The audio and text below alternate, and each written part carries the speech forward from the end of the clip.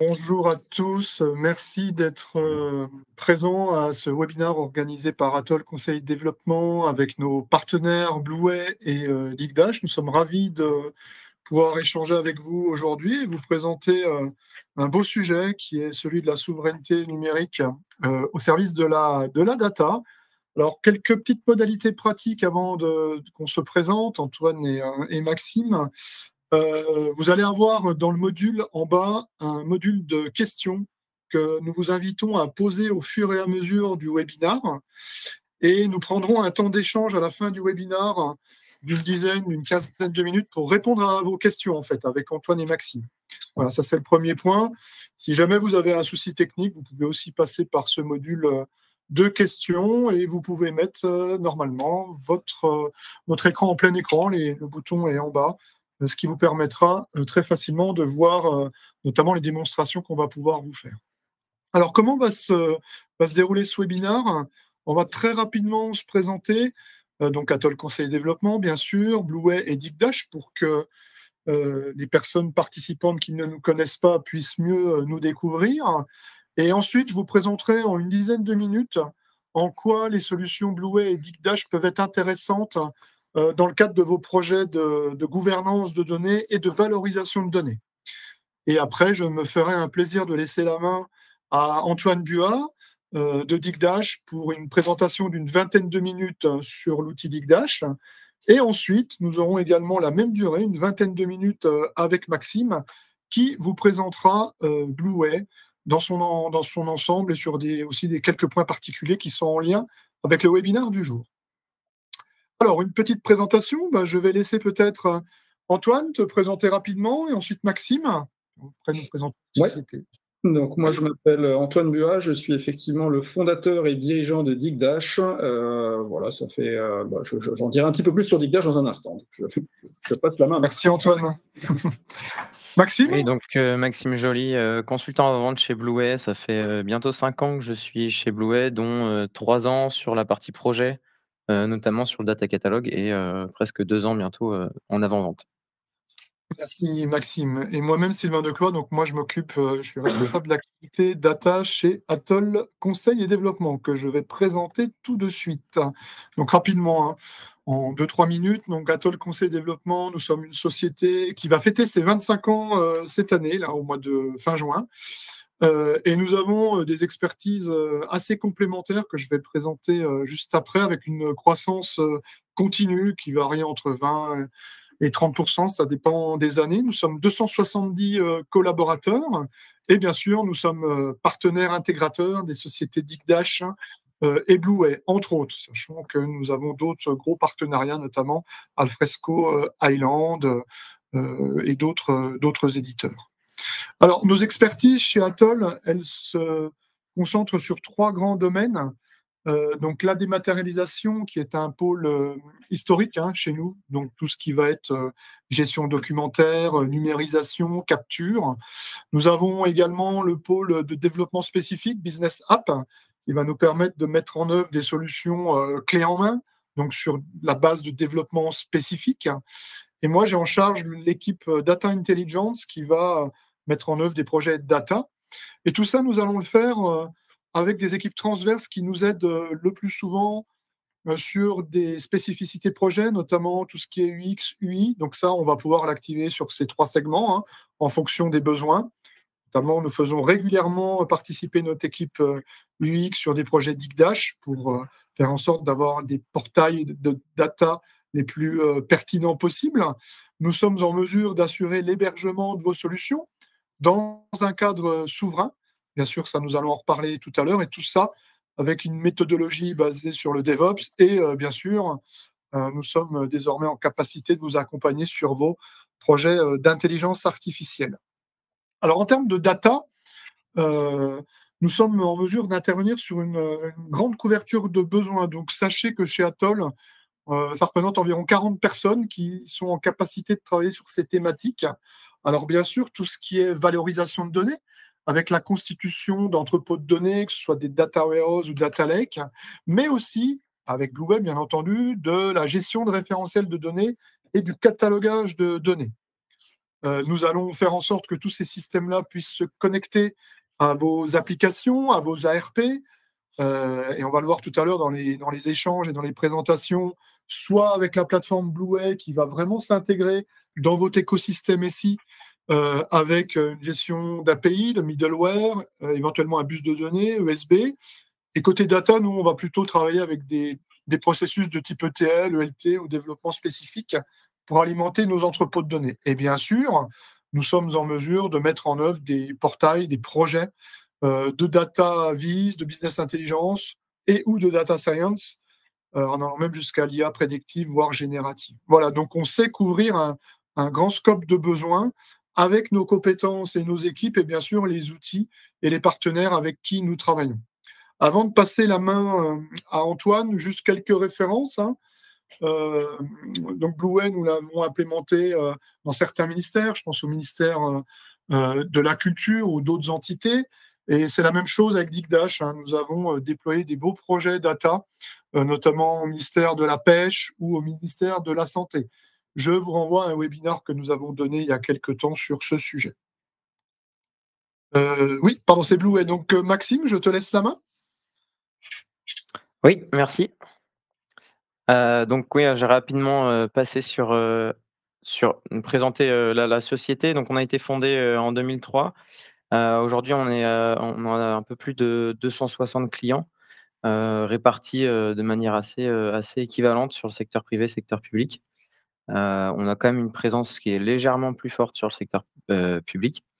On est 110 collaborateurs à ce jour, avec des équipes réparties à Paris, à Vannes et une personne qui est dans l'équipe avant-vente notamment, qui est Philippe, que vous avez peut-être déjà rencontré, qui est basé à Amsterdam. Donc on fait un chiffre d'affaires l'année dernière de 13,6 millions, avec une croissance aussi à 2 chiffres sur les 5 dernières années au minimum. Donc ce qu'on propose chez Blueway, c'est, on est éditeur de la plateforme Phoenix, donc on est un éditeur français, capitaux français, et on édite, une plateforme qui peut être hébergée soit en mode, SaaS, soit en mode, on-premise. Donc on le fait, soit, tout est chez nos clients, soit on peut aussi travailler avec, notre partenaire OVH. Et on a différents modules. Donc la genèse de l'entreprise, elle s'est faite avec le module qu'on voit tout en haut, qui est le module d'intégration de données. Donc, quand l'entreprise a été créée en 2003, c'était à l'époque un EAI. Aujourd'hui, c'est, ce qu'on appelle un ESB, donc un bus applicatif, qui est un module qui nous permet de faire transiter des données, au travers du SI, donc soit entre des applicatifs, soit des partenaires externes, soit au travers d'API. Donc je reviendrai un peu plus en détail sur ce module-là, mais c'est pour expliquer que c'est vraiment le socle, de la plateforme initiale. Et ensuite, autour de ce module, se sont construits, d'autres modules, dont, la partie, automatisation des processus métiers, donc ce qu'on appelle le BPM, qui va servir, ben, comme son nom l'indique, à digitaliser des processus. Donc, on va retrouver, des processus RH, mais, en fait, il faut comprendre que c'est une boîte à outils, donc on peut, modéliser n'importe quel type de processus. On a des choses, très variées. Ça peut être des processus automatisés ou bien, avec des comment dire? Avec des actions automatiques ou bien avec des actions humaines aussi à travers de portails.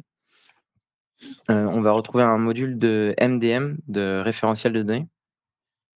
Donc l'avantage de tout ça, c'est que, vu que la genèse de l'entreprise, elle s'est faite à partir de la partie, ESB intégration, dans le MDM et dans le BPM, on peut, facilement réussir à modéliser des échanges de données grâce à la brique USB. Donc ça facilite grandement les choses pour la mise en place de ce genre de projet. Donc le MDM, on va retrouver, ben, je donnerai des exemples par la suite, mais des référentiels fournisseurs, des référentiels tiers, des référentiels, clients. On peut vraiment modéliser, tout type de référentiel. Ensuite, on a un module de cartographie des données qu'on appelle, le data catalogue, qui va être très utile dans la mise en place de projets MDM, notamment pour cartographier les données, voir où elles se trouvent et également si elles sont initialement, de qualité ou pas, avant intégration.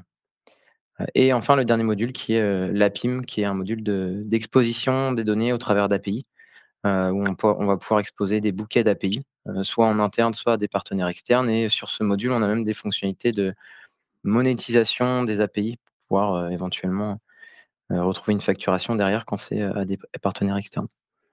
Donc sur le secteur public, sur les 260 clients, là, j'en ai mis, quelques-uns, avec qui on travaille beaucoup. Là, le ministère des Armées, Dijon Métropole, donc on est dans tout type de structures, des métropoles, des ministères, des départements, des collectivités. Donc là, on peut retrouver un exemple de 9. Et sur la partie, donc ils sont répartis sur les différents modules, hein. Il y en a qui ont un module, il y en a qui ont, l'ensemble de la plateforme. Et pareil sur le secteur privé. Par exemple, le Crédit Agricole, ils ont que la partie, catalogage, mais il y a d'autres clients secteur privé qui vont avoir, l'ensemble de la plateforme. Donc c'est très varié, on est dans le secteur bancaire, dans l'agroalimentaire, dans la grande distribution, dans l'aéronaval, donc on est, heu, vraiment il n'y a pas vraiment de spécifique, c'est, comme je disais, une boîte à outils où on peut déployer des projets dans n'importe quel type de structure et aussi surtout avec n'importe quelle volumétrie de données. Ben, Donc, je écoute, viens merci. à Antoine. Oui, merci Antoine. Merci, pardon, Maxime. On va laisser la parole à Antoine. Alors, rebonjour à tous et à ceux qui viennent de se connecter. Ce que je voudrais faire, c'est en quelques mots vous expliquer un petit peu qui est DigDash. Donc, on est éditeur de logiciels, une solution qui s'appelle DigDash Enterprise. On a un seul outil. Nous, c'est un logiciel au tableau de bord agile qui permet de faire de la visualisation, de l'exploration et de l'analyse de données. C'est vraiment ça notre cœur de sujet. Pour revenir un petit peu plus dans le détail de ce qu'est DigDash, donc nous, on n'a pas encore 25 ans, mais on va avoir 20 ans l'année prochaine, donc on va fêter aussi des choses. Et on sait qu'avec Sylvain, on aime bien se retrouver pour fêter. Mais ça, c'est une autre histoire. Donc, on existe depuis 2006. Notre siège social est basé à Aix-en-Provence. On a plus de 200 000 utilisateurs quotidiens de nos solutions à travers plus de 500 clients. On est présent dans 25 pays, disponible dans 12 langues. On a une croissance annuelle assez confortable aussi. Et puis, on fait partie d'une enquête, nous, qui est réalisée par le cabinet Bark. Le cabinet Bark, c'est un cabinet allemand qui suit toutes les plateformes décisionnelles, des plus anciennes que vous connaissez peut-être, telles que Business Object, Cognos, etc., mais également les plus récentes, comme Peuvent l'être, Tableau, Power BI, et y compris DigDash. L'intérêt de ce cabinet, c'est que, juste en 2 mots, c'est qu'il regarde effectivement ce que font les solutions d'un point de vue fonctionnel, mais il interroge aussi les clients. Et là, on a des taux de satisfaction qui sont bien au-delà des plateformes concurrentes américaines. Donc ça, c'est important à comprendre aussi. Alors, qu'est-ce que c'est la plateforme DigDash Enterprise? C'est vraiment une plateforme qui permet de construire ce que moi, je vais appeler des applications logicielles métiers. Donc, ça passe par la préparation de données. En général, effectivement, là, on parle de préparation simple. Quand on est sur des projets un petit peu plus ambitieux, on va passer par des outils tierces tels que Blueway pour préparer les données et avoir des données de qualité en amont. Mais quand on est sur des petits projets, on peut effectivement faire une mini-préparation de données au sein même de DigDash. Mais notre cœur de métier, c'est vraiment la data viz, donc la capacité effectivement à créer des tableaux de bord interactifs dans lesquels vous allez pouvoir naviguer dans l'information très simplement. On a également un volet publication qui permet de distribuer de l'information au plus grand nombre à travers la production de documents statiques, PowerPoint, Excel, HTML, PDF, il n'y a vraiment aucune contrainte. Puis enfin, on a des modules d'analyse avancée qui permettent aux utilisateurs les plus expérimentés d'aller au-delà de la simple statistique prédictive, la simple statistique descriptive et faire plutôt de l'analyse prédictive justement ou ensembliste ou l'analyse de cohorte, et tout ça est intégré dans le même module.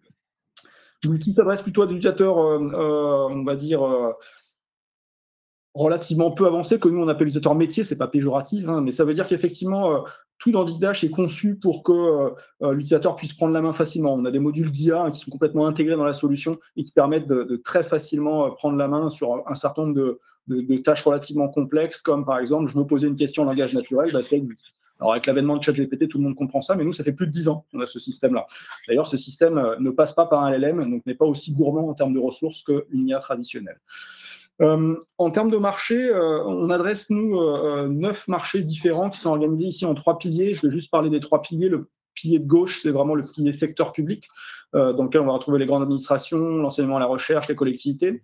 Le pilier de droite, c'est vraiment le secteur privé, dans lequel on va retrouver l'industrie, énergie, telco, assurance, services financiers, commerce et logistique. Et puis le pilier central, c'est un pilier un peu qui est à cheval entre les deux. C'est vrai dans le santé sociale, c'est vrai dans agri-agro. Et la brique du milieu, ce sont tous les éditeurs de logiciels qui intègrent la technologie DigDash pour diffuser de l'information. D'accord ? Donc, qui, pareil, peuvent être dans l'ensemble de ces métiers. Voilà, j'en dirai un petit peu plus effectivement sur ce que fait DigDash. Et je vais repasser la main à Sylvain. Oui, merci Antoine, merci Maxime. Juste indiquer que sur certains projets, nous activons les 2 solutions. Donc, quelques exemples, le département de l'Ardèche ou de la Meurthe-et-Moselle, la région Bourgogne-Franche-Comté et aussi la ville de Paris, dans lequel nous avons des projets avec Blueway et DigDash. Alors, petite introduction, c'est juste pour après bien contextualiser et que vous compreniez bien la suite. Je vais juste en 5 minutes vous expliquer dans quel contexte de projet data on va pouvoir activer, mettre en place les solutions Blueway et Digdash. Bien sûr, comme vous le savez, la donnée est partout désormais, c'est la source de nos décisions, elle va les irriguer, elle va alimenter nos processus, elle structure beaucoup de choses. Mais pour que tout ça, ça tienne ses promesses, il faut que la donnée soit fiable, accessible, compréhensible, documentée, pour qu'après, ensuite, on puisse l'exploiter. Donc, le but de ce qu'on a voulu faire avec Antoine, enfin avec les équipes de Digdash et Blueway, c'était essayer de vous faire sentir, découvrir, voire comprendre comment ces solutions, Blueway et Digdash, vont vous permettre, dans vos projets, d'assurer une ambition qui est double, bien gouverner vos données afin de les valoriser au mieux. En fait. Alors, un petit schéma parce que ça permet le plus souvent de bien comprendre les choses. Un schéma très simple, un schéma, on va dire, applicatif de façon macro. Bien souvent, les projets, ça ressemble à quelque chose dans ce goût-là. À gauche, on va avoir un écosystème, je vais l'appeler comme ça, applicatif, et en fonction des clients, on va avoir des applicatifs spécifiques, notamment avec des bases de données, des fichiers. On va aussi parfois avoir des ERP auxquels il faudra se connecter ou des logiciels de gestion client. Blueway va nous permettre de travailler cette couche, on va dire, gouvernance, préparation de la donnée, intégration, avec 3 modules que va vous redétailler Maxime juste après. Le module ETL, qui lui, sa vocation est d'aller chercher les données dans ses sources et de les injecter, de les intégrer, je vais dire, dans un entrepôt de données, parce que pour ce type de projet, en effet, il nous faudra un entrepôt de données, le plus souvent. Donc là, ça va être un outil technique pour aller préparer les données et les injecter dans l'entrepôt de données. Et tout ça, ça va être outillé, comme l'a dit Maxime tout à l'heure, avec des outils de gouvernance de données. Donc, il est assez judicieux sur des projets conséquents ou pas, de mettre en place du catalogage de données pour bien identifier quelles sont les sources de données depuis vos systèmes métiers. Et encore mieux, c'est de mettre en place un MDM, notamment pour les entités de référence. Je pense Maxime va en reparler tout à l'heure, de manière à avoir de la donnée vraiment claire et nette, de la donnée maître à tous les étages, aussi bien sur le SI opérationnel, puisque le MDM va pouvoir s'intégrer à ce SI opérationnel, et sur l'entrepôt de données. Et puis bien sûr, nous allons avoir ce que les utilisateurs métiers verront, vraiment, pour la plupart d'entre eux, la solution de DataVis Digdash. Donc juste un petit focus, et de toute façon, Maxime et Antoine vont leur expliquer bien mieux que moi. Dans le contexte de valorisation de données, Blueway va avoir 3 grands modules. Le module ETL, voire USB, pour collecter, transformer et intégrer la donnée selon des échanges robustes et traçables. Le MDM, comme je le disais avant, donc Master Data Management, va nous permettre de créer des référentiels communs et centralisés. Je pense que Maxime vous redonnera des exemples. Le but, c'est d'avoir une donnée de référence qui soit partagée et de qualité. Et enfin, le Data Catalog nous permettra de bien documenter les sources de données, voire même les process, la qualité aussi, à un instant T, et comment elle peut être améliorée. Donc ça, c'est aussi très important pour les métiers. Donc, côté Blueway, on va vraiment avoir un outillage, une plateforme complète qui va vraiment constituer une bonne base, une base solide pour tout ce qui est qualité de la donnée, gouvernance et traçabilité.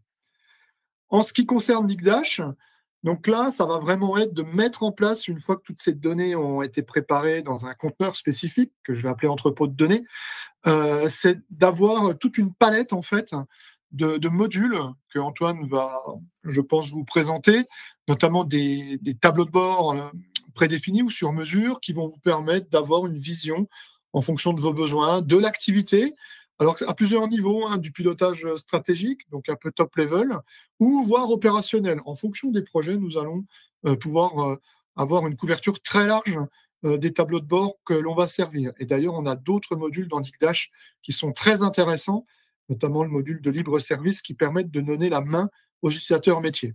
Donc, Antoine va vous en reparler. Les grandes forces de Digdash, c'est la personnalisation, la technologie en mémoire qui permet de manipuler des grands volumes de données. Et là, ça va vous permettre de réaliser de nombreux projets décisionnels. Alors, dernier point, puisque c'était le titre de notre webinaire, la souveraineté. Donc, vous avez compris, là, vous allez le voir juste après, que nous avons 2 solutions très complémentaires qui sont des solutions françaises. Donc, ça, c'est plutôt dans l'ère du temps, de nos jours. Ces solutions sont développées, et quand c'est sur le SaaS, des éditeurs hébergés. en France et elle respecte tous les standards de sécurité et de protection des données. Donc Antoine, je pense que tu pourras faire un petit complément là-dessus dans ta présentation. Je vais d'ailleurs te laisser la main pour que tu puisses nous présenter de façon détaillée comment analyser et piloter les données avec le logiciel Digdash. Effectivement, je vais donner un petit peu plus de détails sur ce qu'on entend par les aspects souveraineté. Hein. C'est un peu ça l'enjeu aujourd'hui quand on met en place une plateforme data qui va être composé de différentes briques, s'assurer de la souveraineté, c'est devenu un enjeu majeur. Et pourquoi? Je pourrais revenir un peu là-dessus. Déjà parce que le postulat de base, c'est de dire que la data dans les entreprises, dans les organisations, quelles qu'elles soient, publiques ou privées, c'est leur or noir. Hein, il y en a en abondance et elle apporte beaucoup de valeur. Donc c'est un facteur clé de différenciation. Souvent, ça permet de prendre des décisions éclairées. Et puis, c'est de la donnée qui peut être aussi personnelle. Donc, la conséquence, c'est que il faut, un, la protéger et deux, l'exploiter correctement, en la préparant avec des solutions comme Blueway, en la valorisant, en l'utilisant correctement avec des solutions effectivement comme Digdash qui va permettre de très facilement pour l'utilisateur d'en prendre la main. Alors, puisqu'on parlait des données et de l'or noir des entreprises, moi, je voudrais parler un petit peu des risques associés à ça. Hein. Les risques, on les connaît quand il y a des fuites de données. C'est l'atteinte à la réputation, c'est la perte d'avantages concurrentiels, c'est le risque juridique. Aujourd'hui, on est exposé, effectivement, avec les lois européennes et françaises également, à des amendes hein, quand on ne respecte pas la confidentialité des données, quand on ne respecte pas un certain nombre de choses. Donc, il est important d'en prendre soin de ces données. C'est ça que je veux dire par là. On les connaît aujourd'hui, un certain nombre de risques qui existent en environnement numérique. Alors, il se trouve que ce slide, je l'avais présenté l'année dernière, un petit peu en amont, parce que c'était à Santexpo, donc ça devait être en mai, et j'avais présenté, mais pas exactement dans le même ordre. Pourquoi? Parce que en mai, le 16 avril, il y avait eu en fait un pillage de données à l'hôpital Veil de 61 gigas. Donc, j'avais considéré que le facteur numéro 1 sur le risque environnemental numérique, c'était vraiment l'aspect cybersécurité. Aujourd'hui, j'ai un peu revu ma copie en disant, en fait, l'aspect géopolitique et le cloud est devenu l'aspect numéro 1. Parce qu'on voit qu'effectivement, ce qui se passe avec le gouvernement Trump, mais également avec la Russie, avec la Chine qui espionne beaucoup ce que font les autres pays, qu'il y a des vrais risques autour de la data. Alors aujourd'hui, on en prend conscience à travers les lois américaines. Hein. Beaucoup de gens connaissent la loi Cloud Act qui, globalement, permet sous mandat d'un juge alors je vais le redétailler tout à l'heure, mais d'aller, effectivement, alors je vais rentrer directement là-dedans, qui permet sous mandat d'un juge d'aller récupérer les données stockées par les entreprises américaines. D'accord? Donc celle-là, en fait, elle n'est pas trop grave parce qu'il faut qu'il y ait un juge qui soit là et qui prévienne tout le monde. Donc elle est grave parce qu'effectivement, elle est extraterritoriale et n'importe qui, quel que soit l'endroit où les données sont hébergées, à partir du moment où elles sont hébergées par des entreprises américaines, les données y sont soumises. D'accord? Mais l'autre loi qui est encore plus grave à mon sens, c'est la loi FISA, notamment la section 702, qui globalement permet la même chose, d'aller chercher de la donnée dans n'importe quelle entreprise américaine, mais globalement en ne prévenant personne. Donc la FBI et la CIA peuvent demander aux entreprises américaines de faire ce genre de collecte-là. Donc globalement, effectivement, ce que je voulais dire en parlant de géopolitique ici, c'est qu'il faut quand même continuer à s'occuper de la cybersécurité. Hein, c'est parce que je veux dire non plus, il faut aussi continuer à s'occuper du risque humain, donc former les équipes au risque de phishing, de social engineering, etc. Ça, c'est important. Mais il y a un risque majeur qui existe maintenant. Hein, donc si on s'occupe de tout le reste et qu'on ne s'occupe pas du risque étatique, c'est un peu comme cette campagne ici, ne laissez pas vos fenêtres ouvertes, c'est inviter les cambrioleurs à rentrer ou vos portes qui ne sont pas fermées à clé. C'est exactement ce que vous faites quand vous exposez de la donnée sur les hyperscalers américains. Vous faites exactement ça. On a eu l'occasion d'assister à une conférence il y a peu de temps par l'ancien général des armées qui s'occupait de la cybersécurité en France. Et clairement, lui, sa position, c'était de dire tout ce qui est sur les clouds américains appartient au gouvernement américain et peut être lu très facilement par le gouvernement américain. Donc ça, c'est important à comprendre. Donc, bien évidemment, toutes les sociétés américaines sont soumises à ces lois, y compris ceux que vous connaissez, Amazon, Google et Microsoft, avec leur plateforme d'hébergement cloud. Alors, les compromis qu'il y a, souvent, vous entendrez parler de ça, les plateformes, les grandes plateformes américaines vous proposent le Bring Your Own Key, donc amenez votre propre clé de cryptage. Comme ça, soi-disant, personne ne peut récupérer vos données. Mais en fait, on sait que la NSA, aujourd'hui, c'est très facilement casser ses clés. Donc, c'est très facile pour eux d'aller récupérer cette donnée. Ok, voilà, donc ça c'était pour la partie un petit peu souveraineté. Maintenant, je voudrais parler un petit peu plus de comment on va exploiter ces données, donc quelle restitution pour quels usages. D'abord, vous expliquer que chez nos clients, on retrouve 3 grands usages majeurs. D'abord, on va avoir des tableaux de bord dits de pilotage, dont l'objectif, c'est de présenter de manière assez condensée un certain nombre d'indicateurs pour qu'en un clin d'œil, j'ai un état des lieux d'une situation. Donc, ça peut être stratégique, mais ça peut être aussi du pilotage opérationnel, peu importe. En tout cas, l'idée, c'est vraiment de condenser un certain nombre d'informations. Deuxième type de tableau de bord, le tableau de bord de communication, dont l'objectif, c'est vraiment de partager au plus grand nombre l'information. Donc, c'est-à-dire qu'en plus d'avoir des chiffres, des indicateurs, des représentations visuelles, je vais avoir du texte explicatif pour donner un meilleur sens de lecture au tableau de bord aux gens qui vont le consommer. D'accord.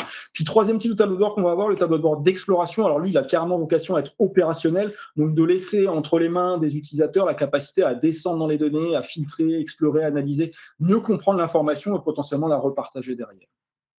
Alors, bien évidemment, tous ces tableaux de bord s'adressent à des utilisateurs. Quand on parle d'utilisateurs dans une plateforme de data visualisation, en fait, on s'adresse à trois grandes populations d'utilisateurs. D'abord, les utilisateurs dits métiers, c'est 80% à peu près des utilisateurs d'une plateforme de data vis, donc des gens qui n'ont pas forcément de compétences informatiques et qui ne sont pas habitués à manipuler les données. D'accord. Ensuite, on va avoir des utilisateurs dits intermédiaires. J'inclus dans ces gens-là les gens qui ont l'habitude de manipuler de la donnée. Ça peut être dans des outils comme Excel ou MicroStratégie ou Business Object, que sais-je, ou même dans Power BI. Donc, ils ont déjà un acquis. Et avec cet acquis, il va être tout de suite efficace pour produire de l'information dans une nouvelle plateforme. Donc, dans Digdash, on a mis en place une interface dite de transition qui va les mettre tout de suite à l'aise pour, en libre service, créer leur propre rapport, leur propre tableau de bord, leur propre exploration de données, très simplement. Okay. J'avais parlé de 80% d'utilisateurs métiers. En général, en déploiement, on voit 20% d'utilisateurs intermédiaires, ce qui nous laisse un bon gros 0% d'utilisateurs avancés. Alors, ce n'est pas complètement vrai, bien évidemment. Ces utilisateurs avancés, ce sont quoi? Ce sont les gens qui vont connecter les sources dans Digdash. Donc, c'est particulièrement important, mais si la donnée est bien préparée, en fait, c'est directement se plugger sur le résultat de ce qui est dans l'entrepôt. Donc, c'est relativement simple, puisque la donnée en amont a été préparée comme dans un outil comme dans Blue. Ok, alors juste je voulais vous présenter quelques exemples de restitution, puisque c'est quand même un peu ça le but dans Digdash, c'est d'avoir des restitutions, et vous donner des exemples sur les trois grandes typologies de tableaux de bord dont j'ai parlé. On va commencer par le plus simple, le tableau de bord de pilotage. Donc dans un tableau de bord de pilotage, l'objectif, encore une fois, c'est de présenter de manière assez condensée de l'information pour qu'en un clin d'œil, je sache où j'en suis. D'accord. Mon utilisateur connecté ici s'appelle piloter, on le voit en haut à droite. Il a un certain nombre d'indicateurs, je ne vais pas forcément lui laisser tout lire, il y a beaucoup d'informations sur chaque ligne, je les coûts sur les 12 derniers mois, le coût actuel, le coût par rapport au budget. Donc je vais essayer d'attirer son regard à travers la présence du point rouge au début de certaines des lignes. Ce point rouge, il est calculé, bien évidemment. Alors là, avec une règle qui est très simple, à chaque fois que le coût est dépassé le budget, c'est la barre noire, la barre bleue qui la traverse, c'est le coût. Donc, dès que la barre bleue traverse la barre noire, j'allume ce point rouge. D'accord. C'est un peu redondant pour ce type de graphique-là, mais c'est juste pour vous montrer qu'on peut effectivement créer très facilement des fonctions d'alerting dans Digdash. Il n'y a pas forcément de vocation à naviguer dans ce type de tableau de bord parce qu'on cherche à avoir la vue très macro de l'information. Mais je peux quand même effectivement descendre dans le détail d'un pays, par exemple, pour voir comment ça se passe pour le Canada. OK. Deuxième type de tableau de bord dont je voudrais vous parler, c'est le tableau de bord dit de communication. Donc, dans ce type de tableau de bord, ce que je cherche à faire, c'est partager de l'information au plus grand nombre, y compris des gens qui ne savent absolument pas de quoi je veux leur parler. Donc, en général, ça commence par un petit texte d'introduction. En l'occurrence, ici, on va parler de l'éducation dans le monde, qui est le 4e objectif de développement durable des Nations Unies, avec un jeu de données qui est fourni par l'UNESCO, donc un petit texte d'introduction ici, qui introduit notre tableau de bord, qui ici est sous forme d'une page web qu'on va retrouver effectivement en mode scrolling avec différentes sections. La première section, c'est éducation primaire et secondaire. Va arriver un premier indicateur. Ici, ça va être simplement le taux de déscolarisation par pays. Alors, j'ai une première infobulle qui apparaît ici. Si je clique dessus, une autre apparaît me disant que je peux effectivement changer la mesure. Je m'intéresse ici au taux de déscolarisation pour le primaire. Mais si je clique sur premier cycle de secondaire ou second cycle de secondaire, mon graphique va se mettre automatiquement à jour. C'est vrai pour ce graphique, mais c'est vrai aussi pour n'importe quel autre type de graphique. Là, par exemple, j'ai l'évolution de la déscolarisation à travers le temps par typologie de pays. Revenu élevé versus revenu faible. Si j'ai aucune idée de où se situent ces pays, je peux cliquer sur la petite légende sur le côté pour faire apparaître très facilement une petite carte avec le même code couleur qui va représenter les pays. OK. Autre point important, les tableaux de bord dans Digdash peuvent être consultés sur n'importe quel type de plateforme. Donc un PC avec un écran large, comme c'est le cas ici. Donc on va effectivement avoir assez de place pour positionner le texte à côté du graphique. Mais s'il était sur un écran de plus petite taille, comme par exemple un smartphone, alors je vais juste retailler ici mon navigateur pour vous montrer ce que ça pourrait donner. Donc on va voir qu'automatiquement, le texte explicatif se situe maintenant au-dessus ou en dessous du graphique concerné. Donc on reste cohérent et puis on reste avec l'interactivité. Si je clique sur l'axe Asie, par exemple ici, je vais descendre dans les pays d'Asie. Mon graphique du dessus va aussi parler de l'Asie. Donc on voit qu'on peut continuer à naviguer quelle que soit la taille de l'écran que je vais avoir. OK, je reviens avec une taille un peu plus conséquente. En termes de type de représentation visuelle, tout ce que vous pourriez imaginer existe dans DigDash, des graphiques en barre, des cartes, des radars, des histogrammes, tout est interactif. Vous pouvez rentrer dans le détail à n'importe quel moment, ça pose pas de problème. Vous pouvez bien évidemment avoir des graphiques en anneaux, des courbes. Vous pouvez positionner des boutons pour créer des actions. Par exemple, ici, c'est l'action de zoomer sur les établissements supérieurs d'enseignement en France. Puis après, on peut continuer à filtrer. Donc, je voudrais voir uniquement les universités. Pour une académie en particulier, celle d'Aix-Marseille, et je vois les 2 pôles universitaires situés dans cette académie. D'accord. Je continue à naviguer dans mon tableau de bord, donc on va voir des tableaux de chaleur, on va voir des infographies. Alors les infographies, c'est des manières visuelles de représenter l'information qui doit porter un peu plus de sens. Par exemple, ici, c'est l'accès à l'eau potable. Donc on a choisi que la taille du verre était représentative de l'accès à l'eau potable dans les écoles. Donc, on voit qu'il y a une différence assez importante entre l'Europe, 100% d'accès à grande taille de verre, et l'Afrique, 64% d'accès, plus petite taille de verre. C'est vrai pour l'accès à l'eau potable dans les écoles, mais c'est aussi vrai pour l'accès à l'électricité ou l'accès à Internet dans les écoles. Donc voilà un exemple de ce qu'on appelle aujourd'hui Open Data Viz. Alors c'est un peu basé sur l'idée d'Open Data. Sauf que dans l'Open Data, on publie des fichiers CSV. Les fichiers CSV, il n'y a pas grand monde qui sait en faire quoi que ce soit, si ce n'est des experts techniques. Et là, c'est de le rendre disponible au plus grand nombre. C'est ça l'idée de l'Open Data Visualisation. Ok, dernier exemple que je voudrais vous montrer, c'est le tableau de bord d'exploration. Donc là, ce type de tableau de bord permet à l'utilisateur métier de vraiment rentrer dans le détail de son information. Je vais vous donner un petit peu plus de contexte. On est ici sur une société qui est dans la grande distribution et qui se pose la question suivante. Quelle est la capacité de mes campagnes télécom à générer du chiffre d'affaires? Et en fait, pour répondre à cette question, il faut que je me connecte à 2 sources. La première source, c'est la base de données télécom, qui me donne des informations de coût de communication, qualité. La deuxième source, c'est la base de données de mon ERP, qui va me donner des informations de chiffre d'affaires, satisfaction client, etc. Donc, le fait de les mixer dans la même page de tableau de bord ne pose pas de problème. On va pouvoir même les filtrer de manière commune. Je peux prendre dans l'axe temporel une année en particulier et l'ensemble des vignettes est filtré par cette année. Je peux prendre un pays spécifique. On va prendre par exemple ici l'Espagne. L'ensemble des vignettes est filtré par l'Espagne. Alors, vous voyez qu'en termes de temps de réponse, c'est complètement instantané. Alors, il n'y a pas un très gros volume de données ici, à peu près 3 millions de lignes. Mais encore une fois, la solution DigDash, avec sa base d'analyse in-memory, permet de monter vers des volumes de données très importants, en millions, voire en milliards de lignes, comme c'est le cas chez certains de nos clients. Je l'ai mentionné par exemple Orange, qui a fait la facturation numérique avec leurs clients de grand compte, plusieurs milliards de lignes dans la base. OK. Donc, temps de réaction, il n'y a pas de pré-calcul, donc tout est calculé temps réel. Dès que j'enlève ce fil, ça se recalcule. On voit qu'il n'y a aucun problème particulier. Donc, cette page de garde, page de synthèse, me sert aussi d'index. C'est pour ça que quand je passe ma souris sur un des éléments, je vois que le curseur grossit, m'indiquant que je peux venir cliquer pour voir le détail. Donc, si je vais dans le détail du chiffre d'affaires, je vais voir le chiffre d'affaires par région, voir les 5 meilleurs produits qui ont généré le chiffre d'affaires et l'évolution du chiffre d'affaires pour la période considérée, c'est ici l'année 2024, c'est celle que j'avais choisie dans ma page précédente. Je peux continuer à naviguer. Donc, dans l'axe géographique, par exemple, je peux descendre en Europe, en France. Les autres graphiques suivent le même chemin. Mon contexte de filtrage, je le vois apparaître sur le côté ici. C'est ici une carte dite choroplète, une carte de chaleur. Plus la couleur est intense, plus le chiffre d'affaires, puisque c'est la mesure portée ici, est important. Mais on peut aussi voir sous forme d'infobulle le détail spécifique. Je peux aussi tourner cette carte pour obtenir le tableau de détail de ce qui est porté par la carte. Ce tableau reste interactif, ça veut dire que je peux le trier par chiffre d'affaires, mais aussi que je peux remonter au niveau continent, descendre dans Amérique, États-Unis. Les autres graphiques suivent le même chemin, je tourne à nouveau ma carte, c'est bien la carte des États-Unis. Le contexte ici est important pour cette page, mais pas que. Si je vais sur une autre page, par exemple, je vais aller sur la page comparaison, je vais garder ce contexte parce que cette page est compatible. Vous avez compris que la manière la plus simple de filtrer dans DigDash, c'est de cliquer pour naviguer. D'accord. Ou bien encore, sur une carte, ça pourrait être de sélectionner une zone. Moi, je m'intéresse uniquement à l'Est des États-Unis, donc je vais faire cette sélection-là. J'ai les 31 États de l'Est des États-Unis. D'accord. Et l'ensemble des graphiques parle de ça maintenant. Si je veux revenir en arrière, je peux le faire visuellement sur ma carte. J'aurais pu le faire aussi sur ma zone de filtre, sur le côté. Je peux aussi filtrer par des choses qui ne sont pas forcément visuellement présentes. C'est pour ça qu'on a des barres de filtre dans DigDash qui permettent d'appliquer un ou plusieurs filtres. Alors, je peux le faire de manière continue ou non continue. Je peux enlever des éléments. On voit qu'il y a assez grande flexibilité sur le choix et la manière de filtrer. Donc tout ça, en tout cas, va permettre à l'utilisateur de faire des découvertes dans ces données. Et quand il veut faire des découvertes, peut-être qu'il veut les partager, peut-être même avec quelqu'un qui n'a pas accès à la plateforme DigDash. C'est pour ça que dans DigDash, on peut facilement exporter. Si je le fais sur cette brique, par exemple, je vais sauvegarder sous forme de PDF mon document et je vais avoir une page avec le contexte de filtrage et une page avec le document tel qu'il était présent sur mon tableau de bord. Alors, le PDF, c'est bien, mais en fait, la contrainte qu'on a avec le PDF, c'est qu'il y a peu de gens qui sont outillés pour manipuler le contenu d'un PDF. C'est pour ça qu'on a d'autres formats d'export possibles. Si je vais dans la page de synthèse ici et que je fais exporter le PowerPoint, cette fois-ci, je vais récupérer des éléments issus de plusieurs de ces onglets pour les assembler dans un document PowerPoint multipage. Alors, bien évidemment, en conservant notre contexte d'analyse. Alors, je ne sais pas ce qui se passe, mais visiblement, mon PowerPoint n'a pas marché.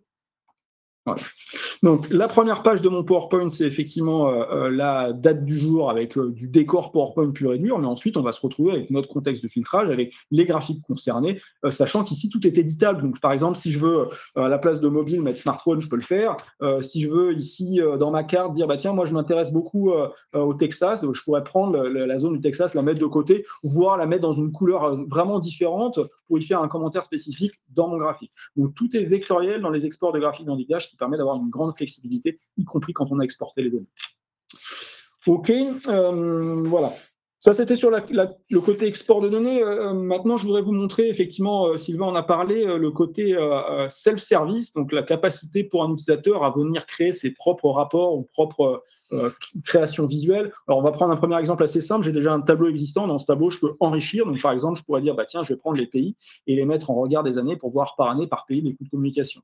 Je pourrais rajouter un total. Alors, je le fais en glisser-déposer. C'est mon équipe personnelle de travail. Mais les gens qui viennent de MicroStratégie ont peut-être plus l'habitude de faire du clic droit. Bon, on peut aussi faire du clic droit. On peut rajouter un total et dire je veux le mettre au début ou à la fin, peu importe, et là j'ai mon total général. Je peux bien évidemment poser aussi d'autres mesures. Je m'intéressais au coût ici, mais pourquoi pas poser la durée. Alors, quand je pose une mesure, l'agrégat favori défini par le modeleur de données arrive. Donc là, il semblerait que ce soit la somme. Mais moi, en tant qu'analyste, je peux dire, bah, c'est pas ça qui m'intéresse. Moi, je veux avoir la moyenne de durée des appels. Donc, je vais changer cet agrégat pour dire moyenne, et je vois la moyenne de durée des appels. Je peux faire des transformations plus complexes. Donc, par exemple, ici, je vais aller choisir un transformateur année-1, venir le poser sur ma colonne coût, et automatiquement, ça va créer une nouvelle colonne, la colonne coût année-1. Je vais enlever durée pour qu'on comprenne bien ce qui se passe ici.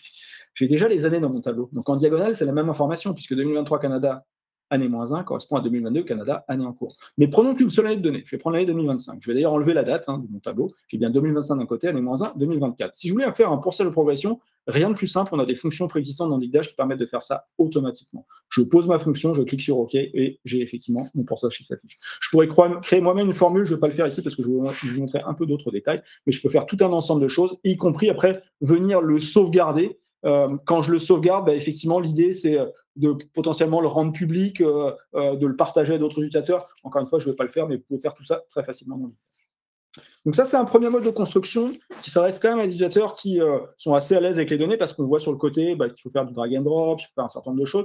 On a un autre mode de construction pour les utilisateurs dits métiers, donc des utilisateurs un peu moins experts. Et là, le mode, c'est la question langage naturel. Donc je peux poser, alors je suis désolé, je suis en majuscule, je peux poser la question suivante, coût par type de ligne, et puis il va interroger l'ensemble des sources auxquelles j'ai accès pour générer le graphique le plus approprié. Par exemple, ici, il propose un graphique en barre. Pourquoi? Parce qu'on est sur une dimension discrète, les types de lignes, avec peu de membres, effectivement, il n'y a que 3 valeurs, et c'est le graphique en barre qui est le plus adapté pour représenter cette information. Mais je peux continuer à interagir. Donc, si je rentre dans les téléphones mobiles, ça marche très bien. J'étais aussi filtré par 2025, là je suis à peu près à 1000 pour le plus haut. Si j'enlève l'année 2025, pour l'ensemble des années, on voit comment ça se comporte ici. Donc, on voit que je continue à avoir de l'interaction, quelle que soit la manière dont j'ai créé le graphique. Je peux poser des questions différentes. Je vais demander cette fois-ci Pardon, hop, j'ai zappé de page, sans faire exprès. Je vais demander les coûts par année cette fois-ci. Si je pose cette question, le système comprend, l'IA derrière comprend qu'effectivement, les années, c'est porté par les dimensions temporelles, que c'est donc une dimension continue. La meilleure manière de présenter cette information, puisqu'elle est continue, c'est un graphique en courbe. D'accord ? Et pareil que tout à l'heure, je peux rentrer dans le détail des mois de l'année, etc. Il n'y a pas de contrainte. Si je demande par année et par type de ligne, pas de contrainte non plus. Je vais obtenir un tableau croisé avec ces deux informations dans lequel je vais pouvoir naviguer très facilement. Okay ? Voilà. Tout ça, bien sûr, comme tout à l'heure, peut être sauvegardé pour être réutilisé plus tard. Mais si je veux le réutiliser de manière plus fréquente, on va passer un peu dans l'envers du décor, on va voir comment on crée un tableau de bord. Comme il ne reste plus que 2 minutes, je vais le faire très rapidement, mais je vais vous montrer comment ça marche d'un point de vue global. Donc, première possibilité, vous pouvez laisser à un utilisateur la capacité de venir piocher parmi des bibliothèques de graphiques que vous avez déjà réalisées avec les données sous-jacentes existantes, bien évidemment. Donc là, je vais prendre chiffre d'affaires par région. Comme il y a beaucoup d'éléments, là, beaucoup de sous-dossiers, je peux rechercher. Par exemple, si je cherche quelque chose qui parle de corrélation, je commence à taper le début du mot et il va me lister effectivement que les dossiers qui contiennent de la corrélation. À moi, après, de venir apporter le graphique à l'endroit qui m'intéresse dans mon tableau de bord. Okay, je clique sur plus pour ajouter une ligne supplémentaire. Je pourrais mixer ça avec des données qui sont issues d'autres sources. Ça ne pose pas de problème de mixer des informations issues de plusieurs sources dans Digdash. Par exemple, chose qui n'a rien à voir ici, je vais positionner la carte OpenStreetMap avec la position des mairies à Paris. D'accord, pourquoi pas. Et puis après, je vais voir la productivité des développeurs à Digdash. Peu importe, d'accord, je le mets ici. Et puis, je vais retailler les différents composants pour essayer d'en faire quelque chose qui est un peu plus séduisant pour moi. Voilà. Une fois que j'ai fait ça, je retourne à mon tableau de bord et toute l'interaction qu'on pourrait imaginer, elle existe. la capacité bien évidemment à cliquer pour filtrer, mais également la capacité à venir choisir la mairie du 11e et du 12e. Voilà. Alors on est en mode auto-zoom pardon, ici, donc effectivement, automatiquement la carte se zoom. Si je la dézoome manuellement, on va voir que de toute façon, ne sont sélectionnés que les 2 mairies que j'ai choisies. Okay. Et puis dernier exemple que je voudrais vous montrer pour conclure un peu cette présentation, c'est la capacité à Digdash de venir ajouter de l'information supplémentaire pour un utilisateur un peu moins expert. Hein. Donc on a ce qu'on appelle l'assistant de création de tableau de bord qui permet soit de s'appuyer sur un modèle existant, soit de venir sélectionner un fichier sur son PC et de venir compléter les données de son système d'information. D'accord ? Donc, par exemple, ici, je vais prendre un fichier en français, un fichier Excel. Il va me détailler automatiquement qu'il a trouvé un axe temporel, il a trouvé un axe géographique, il a trouvé un certain nombre d'axes, le produit, famille, des mesures, le prix unitaire, le nombre d'articles, le CA, la marge. De tout ça, il pense qu'il s'agit de vente au détail. Si ce n'est pas le cas, je peux faire un tableau de bord personnalisé, mais là, je vais lui dire oui, c'est bien de la vente au détail. Donc, si je clique dessus, automatiquement, il va me proposer de créer des graphiques pour moi. D'accord ? Une fois que je les ai créés, il va me créer des pages tableau de bord. Donc tout ça se fait vraiment en 3 clics. D'accord ? Et puis je peux continuer à enrichir. Là, il m'a créé juste 2 onglets, avec ici des cartes, ici les produits. Je peux rajouter un onglet supplémentaire qui va parler par exemple de la marge. Si je clique sur marge, je clique sur OK, je vais rentrer maintenant en création de graphique. Alors je vais me laisser guider par les recommandations du système pour faire une analyse de tendance. Très bien, je fais une analyse de tendance. Ce qui m'intéresse, c'est la marge. Donc je choisis l'indicateur. Et puis je clique sur ajouter le graphique. C'est suffisant pour venir créer un graphique dans Digdash. Pareil, sur l'axe géographique, ce n'est pas plus compliqué à partir du moment où on a une dimension temporelle. Ce qui est le cas, il l'a détecté automatiquement dans notre source. Donc, je vais prendre la marge. Je ne vais pas mettre de titre non plus, on va lui laisser le titre par défaut. Donc, j'ai les marges par région magasin qui se créent automatiquement. Je peux continuer à enrichir en mettant, par exemple, du contenu additionnel, par exemple, savoir quels éléments ont été filtrés ou une boîte de recherche sur mes données. C'est ultra simple à manipuler tout ça. On va venir ensuite positionner nos éléments comme on le souhaite. Donc, je vais mettre un peu plus de place pour cette boîte-là, un peu plus de place pour mes graphiques également. C'est pas du tout ce que je voulais faire. Hop, j'ai cliqué à l'envers, c'était le contraire. Voilà. Et je vais accéder à mon tableau de bord et on va voir qu'effectivement, comme tout à l'heure, là c'était mon fichier Excel il y a 5 minutes, maintenant je peux naviguer dedans, dans l'axe géographique, dans l'axe temporel, ou bien même rechercher des données là-dedans. Je vais chercher quelque chose qui contient BA, je vais voir qu'il y a des baladeurs. En plus des baladeurs, je vais avoir, je sais pas moi, les téléphones mobiles. Très bien, je clique dessus et automatiquement, mes graphiques se mettent à jour. Okay. Voilà une présentation assez rapide, j'essaie de rester dans le temps imparti. Je vais passer la main à Maxime pour qu'il nous montre ce qu'il y a un peu en amont de préparation de ces données. Merci Antoine. En interlude, pendant que Maxime, tu passes à ton écran, juste redire que côté Digdash, il y a des webinaires à peu près tous les mois. Si vous voulez avoir des présentations un peu plus complètes, ça vous permettra de bien appréhender l'outil. Merci Antoine pour ta démonstration. Maxime, c'est à toi. Yes. Alors, hop. C'est tout bon? C'est parfait. OK, merci. Donc, merci Antoine pour cette présentation. Donc, effectivement, Blueway, comment on interagit avec un outil comme Digdash. En fait, on a donc la plateforme Phoenix qui va être composée de 3 briques principales que je vais présenter et ensuite je vais rentrer dans les différents modules que j'ai mentionnés en introduction. Donc un peu à la même manière que si tu peux cliquer sur masquer, tu as une boîte là qui apparaît, tu peux cliquer sur masquer, sinon on la voit plus. Voilà, merci. OK, merci. Un peu comme l'éditeur que Antoine a présenté, nous on a ce qu'on appelle le designer, qui est en fait une interface pour modéliser l'ensemble des projets qu'on va faire dans Phoenix. Donc ça va pouvoir être soit modéliser des flux, des services, si on parle de la brique intégration de données, soit modéliser des processus métiers, ou bien modéliser aussi la partie référentiel de données. Tout ça, ça va se passer dans le designer qui est en fait un portail de conception qui a plutôt vocation à être utilisé par des utilisateurs techniques. Ensuite, une fois que les projets sont modélisés, on va pouvoir les superviser dans notre portail de supervision pour savoir qu'est-ce qui se passe dans le designer et parmi ce qui a été livré, on a une notion de livraison que je vais montrer juste après qui sert à livrer des projets sur des portails. Donc quand on va modéliser un processus, quand on va modéliser un référentiel, on va le livrer sur un portail qui est aussi personnalisable et tout ça, ça peut être supervisé dans cette interface de supervision. Donc ça va servir à contrôler quels sont les éléments qui ont été exécutés, qui sont les utilisateurs qui ont accédé à tel écran, à tel service, quel service a été exécuté. C'est vraiment une interface de gestion des logs en fait, pour faire simple. où on va pouvoir, tout consulter, dans cette supervision. C'est aussi là, pour le coup, c'est réservé encore, à des utilisateurs, qui ont un profil plutôt technique. Et enfin, le portail qui est cette fois-ci réservé à des utilisateurs métiers, des utilisateurs fonctionnels, où on va retrouver, si on a modélisé des processus, bah, l'ensemble des processus métiers auxquels on accède, soit, à la base d'un processus. Par exemple, on peut faire une demande de nouvelles, d'onboarding, d'entrée d'un nouveau collaborateur. On va accéder au portail pour pouvoir faire cette demande. Ou bien on va accéder, aux différentes étapes auxquelles on intervient au travers d'un processus. Donc on a une interface de gestion des tâches, de gestion des demandes. Ça, c'est sur la partie processus. Et sur la partie référentiel, bah, on va pouvoir accéder, aux différentes, tables, qui ont été modélisées dans le référentiel et éventuellement aussi accéder aux interfaces de rejet et de doublons, qui sont en fait les données qui n'ont pas respecté les différentes contrôles qualité qu'on a modélisées dans le référentiel. Donc ça, c'est pareil, la partie portail, elle est on voit qu'il y a un exemple de capture sur la droite, c'est entièrement personnalisable. De plus en plus, on est amené à faire des portails, complètement intégrés. On le fait, même dans des extranets, par exemple, où on peut accéder à des processus, à des référentiels Blueway directement depuis des sites, extranets institutionnels.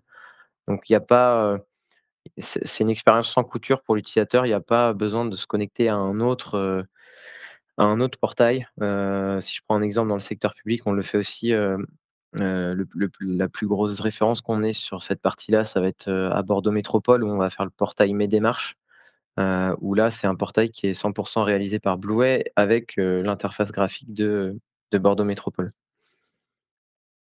Donc, ça, c'est la partie, portail utilisateur, soit pour de l'interne ou soit quand on est dans le secteur public, ça peut être pour de l'externe, à savoir, pour des usagers, des citoyens. Donc nous, comment s'articulent nos différentes briques ensemble?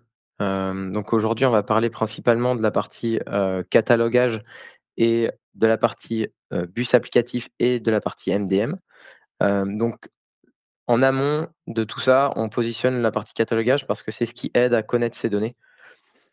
Je vais présenter en détail le module de catalogage, mais le processus qu'on suggère et celui qu'on va retrouver, beaucoup chez nos clients, c'est d'abord, connaître ses données dans une étape dans une mise en place de gouvernance.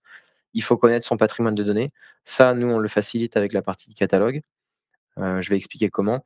Ensuite, il faut fiabiliser ces données. Une fois qu'on sait où elles sont, on va contrôler si elles sont de qualité et les mettre en qualité.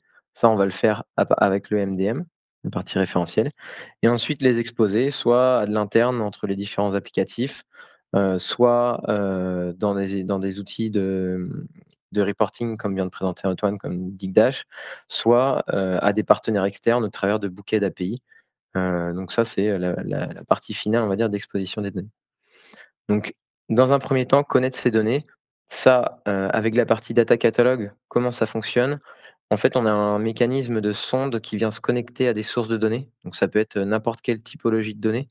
On va avoir, des données structurées, des données semi-structurées, non structurées. On va essayer de se connecter à un maximum de sources possibles. On va montrer, par la suite les différents connecteurs dont on dispose. Et le data catalog, qu'est-ce qu'il va faire? Il va classifier l'information, soit selon des grandes thématiques métiers. Donc, on va dire ici, on a des tiers, on a des clients, on a des produits, on a des bâtiments. Ça, c'est plus une classification fonctionnelle. Ça se fait de manière automatique avec, des algorithmes qu'on a développés. Hem, Soit ça peut être une classification plus réglementaire. On va trouver, notamment une classification native liée au RGPD, qui va être de dire: «Ben, ici, on a trouvé, de la donnée personnelle, de la donnée bancaire, de la donnée sensible». Donc ça, c'est la vue, qu'on voit sur le schéma ici, c'est la vision métier. Donc dans un premier temps, la vue technique, classifiée par une vision métier et ensuite on va pouvoir partager ces informations, au travers d'un portail sur, une vue simplifiée des données, pour, faire en sorte qu'on ait un portail de partage de la connaissance de son SI, avec le data catalog. Donc ça nous sert notamment dans le cadre de la mise en place de référentiels parce que, par exemple, si on veut mettre un référentiel, tiers en place, ben, on a besoin de savoir partout où on a des données sur des tiers. Donc ça, le My Data Catalog, il va le faire très bien et si elles sont de qualité. On va voir aussi que ça intègre aussi des contrôles qualité natifs pour aller faire évaluer un premier niveau de qualité des données. Et ensuite, on va pouvoir se dire: «Ben, OK, dans cet outil, mes données, elles sont de trop mauvaise qualité, je vais pas pouvoir les utiliser pour la mise en place d'un référentiel». Ou bien au contraire, elles sont, très bonnes candidates à la mise en place de référentiels. Donc on a, une approche par cas d'usage, hem, donc on a des cas d'usage que je détaillerai, plus tard. Mais voilà, le processus qu'on propose avec le data catalogue, c'est, identifier, documenter ces données, attribuer des métadonnées, parce que ce que je disais dans la classification, c'est qu'on va pouvoir, on va d'abord il y a un algo qui va, attribuer des métadonnées de manière automatique, mais on peut aussi les enrichir, selon, bah, les réglementations qui sont en vigueur, dans votre organisation. Je pense notamment, aux données géographiques, où on va pouvoir enrichir les métadonnées INSPIR ou des métadonnées DCAT, ou bien, dans le secteur privé, plutôt ça va être, des métadonnées liées aux réglementations bancaires, donc BCBS 239 ou des choses comme ça. Nous, on propose un socle natif et ensuite vous pouvez enrichir pour documenter votre patrimoine de données. Toutes ces informations-là, elles sont stockées dans le catalogue. Et ensuite, il y a un processus de mise à jour automatique qui est fourni, c'est-à-dire qu'on peut, bah, quand on va connecter, une sonde à notre ERP, on peut choisir à quelle fréquence on souhaite, mettre à jour ces informations-là dans le catalogue.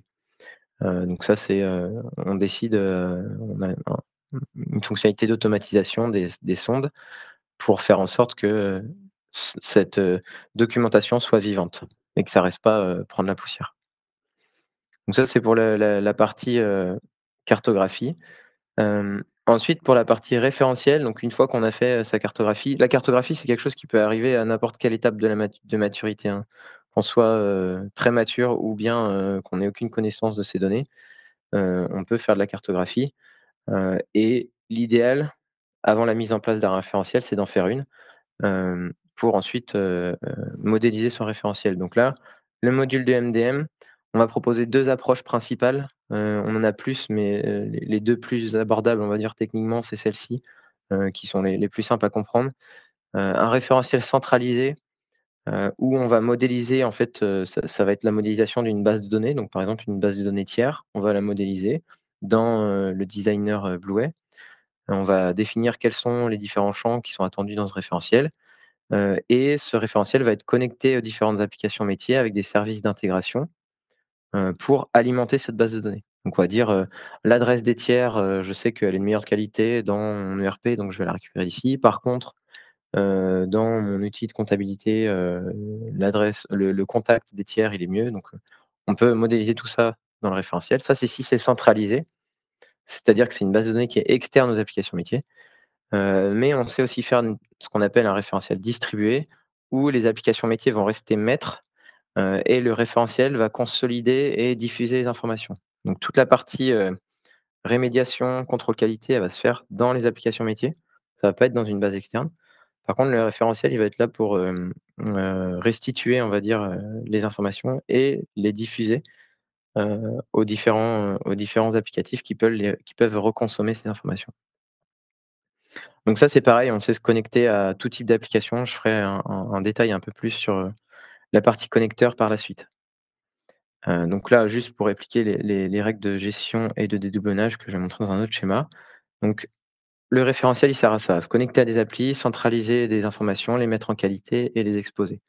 Donc ce schéma, il illustre assez bien aussi l'approche qu'on a parce que dans la partie référentielle, on va utiliser notre bus applicatif où on va, intégrer les données au travers du bus et ensuite elles vont être consommées, par le référentiel.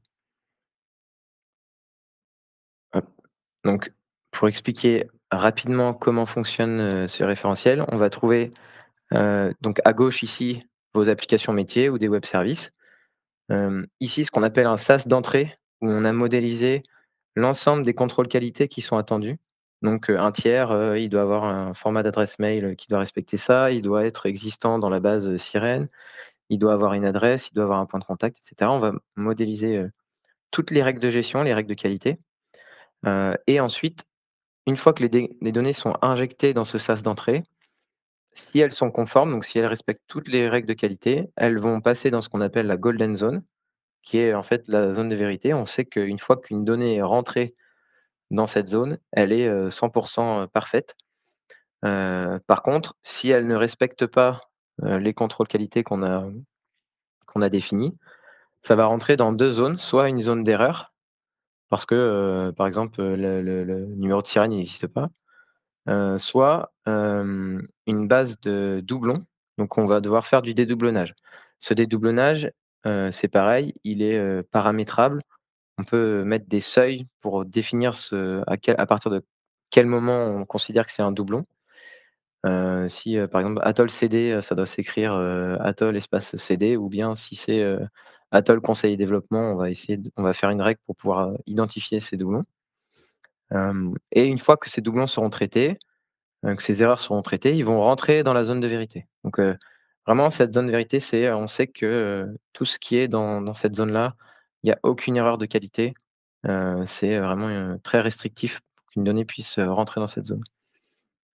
Après on a des tables de traçabilité, d'identification. Par exemple, si, il y a une modification qui a été apportée, on va pouvoir, suivre cette modification. Donc s'il y a, atoll CD, atoll conseiller développement, il y a eu une fusion des doublons, ben, on va pouvoir suivre l'historique de la donnée qui a amené, à arriver à ça, qui l'a fait, et cetera. Donc on a vraiment une traçabilité complète.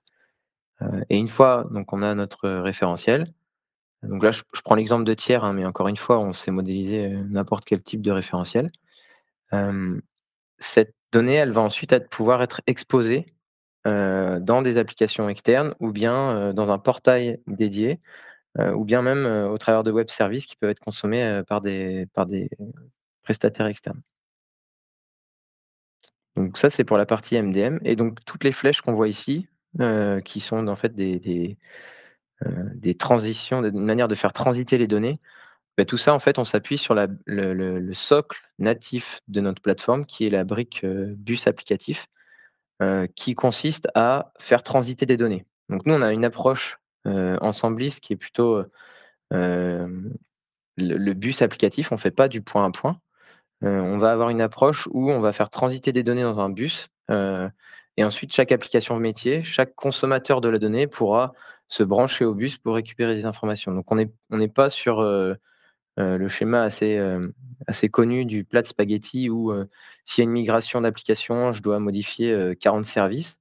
Là, en fait, on pousse des données dans un bus, il y a des applications qui viennent les consommer, et ça permet de faciliter grandement, la maintenance, on va dire, d'un SI, et d'éviter de tout casser quand il y a une modification, ne serait-ce que sur une table. Là, je parle d'une migration, mais ne serait-ce que sur la structure d'une table, on peut, rapidement, casser quand on a une approche, point à point.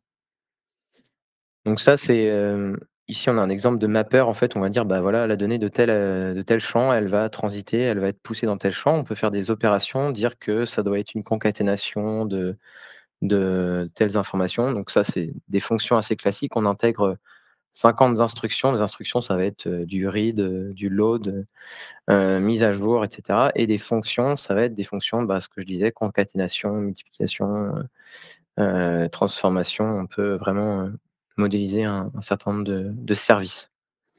Et donc tout ça, ça sert à gérer l'interconnexion des applications, et encore une fois, la brique, supervision.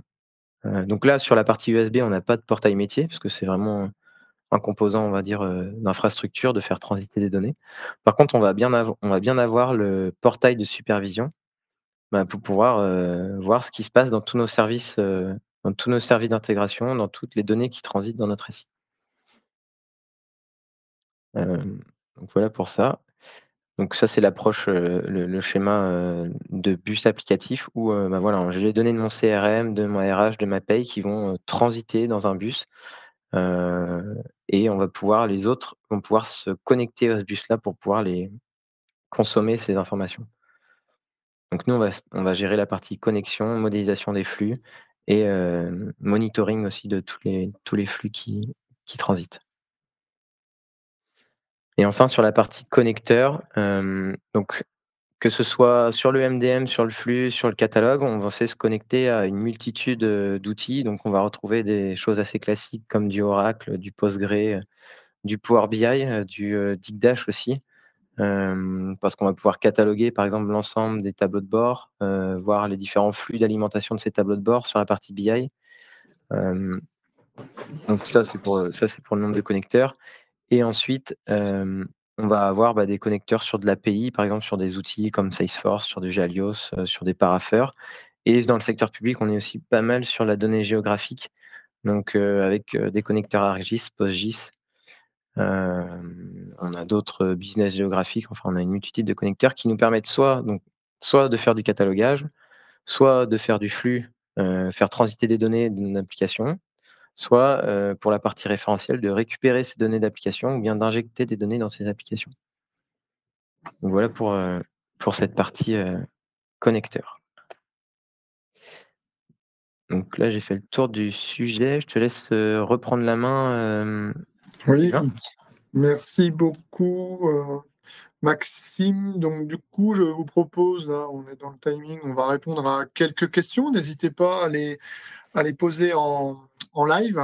Alors, Antoine a déjà répondu, mais peut-être que tout le monde n'a pas vu, donc je vais la reposer là en séance. Est-ce que dans Blueway et Digdash, il est possible d'utiliser un langage de programmation tel que Python pour gérer des cas d'usage spécifiques? Donc, Antoine, tu as déjà partiellement répondu, non, mais pas partiellement, complètement. J'ai répondu pour la partie Digdash. Je laisse peut-être Maxime en dire plus sur la partie Blue. Alors pour ceux qui n'ont pas lu la réponse, effectivement, la réponse est bien évidemment oui. Dans Digdash, on peut utiliser des scripts dans à peu près n'importe quel type de langage. Ça va un connecteur qui s'appelle IODS. Et sinon, on peut également nativement, il y a pas mal d'API JavaScript qui existent dans Digdash et il y a pas mal de fonctionnalités qui utilisent du JavaScript parce qu'on a choisi de standardiser autour de ça, puisque notre produit est web et que le langage du web, quelque part, c'est le JavaScript, on peut effectivement aussi écrire pas mal de trucs en JavaScript. Et je laisse Maxime répondre sur la partie Blueway. Oui, alors, merci. Donc on sait aussi ouais, vous m'entendez? Oui, il y a une petite coupure, vas-y. Ouais, c'est ça. Donc oui, on sait aussi intégrer, du Python et du Java. Et après la logique de l'outil, c'est plus, de faire donc nous, on a une approche plutôt, low code où on va faire, du glisser-déposer pour faire des instructions. Mais on sait quand même, le faire en Python et on peut servir d'orchestrateur du coup si c'est du Python, avec la brique USB. Merci Maxime. Une deuxième question, plus architecture. Alors, je pense qu'on est capable de répondre les trois, mais on va répondre les trois. Quel entrepôt de données est souvent privilégié pour une intégration avec Blueway et Digdash? Antoine, peut-être? Alors, moi, je ne vois pas d'entrepôt spécifique. Si la question, en tout cas, c'est le type de base, est-ce que c'est de l'Oracle, du Postgre, du MySQL, du MariaDB, du DB2, etc. On a vraiment de tout. Donc là, c'est très ouvert. Je pense que dans les deux architectures, je réponds à la place de Maxime, mais il me dira s'il a un avis différent. Mais dans toutes les architectures qu'on a pu voir, tous les clients qu'on a vus, il y a déjà un peu l'existant, c'est-à-dire quelles sont les compétences que j'ai en administration de base de données sur ces sujets-là, ou quelle licence j'ai déjà acquis auprès d'un de ces éditeurs, qui peut faire la différence.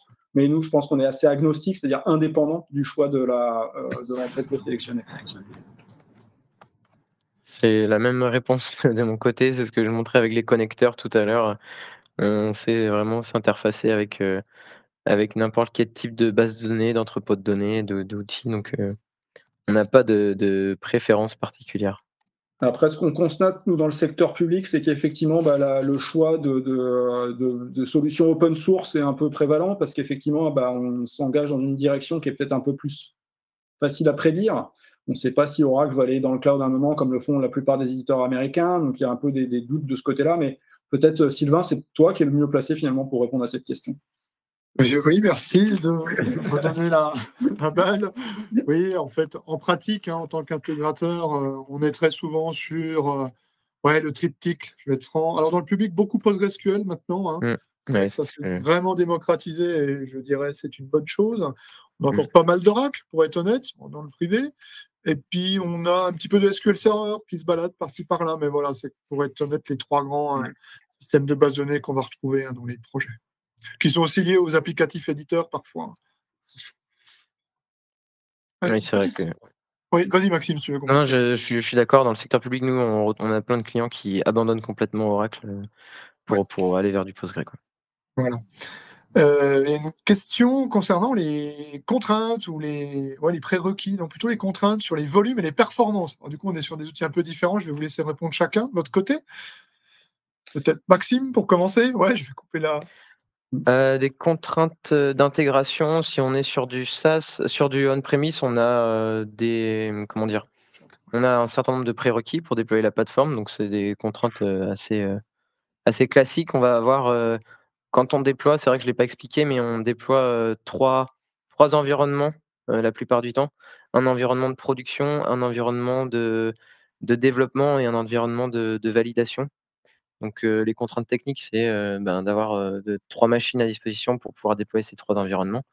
Hem Et voilà, pour ça, on sait déployer sur du Windows, enfin, la plupart du temps, c'est sur du Windows, en fait, donc c'est assez classique.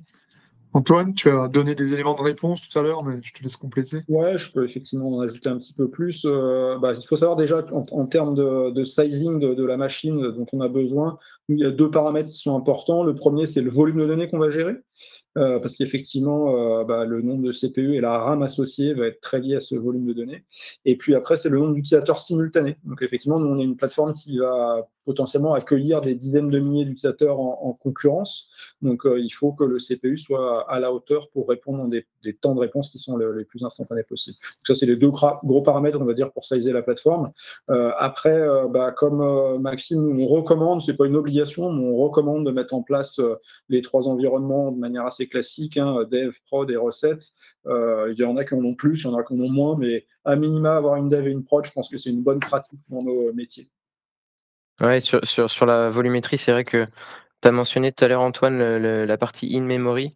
Nous, c'est ce qu'on fait aussi sur les grosses volumétries, donc ça implique, d'avoir des machines assez robustes en termes de RAM quand on veut faire ce genre d'opération. Merci. Une petite question de Pierre, enfin 2 questions d'ailleurs que je salue au passage. Existe-t-il dans Blueway une phase de validation des données entre la source et la donnée transformée?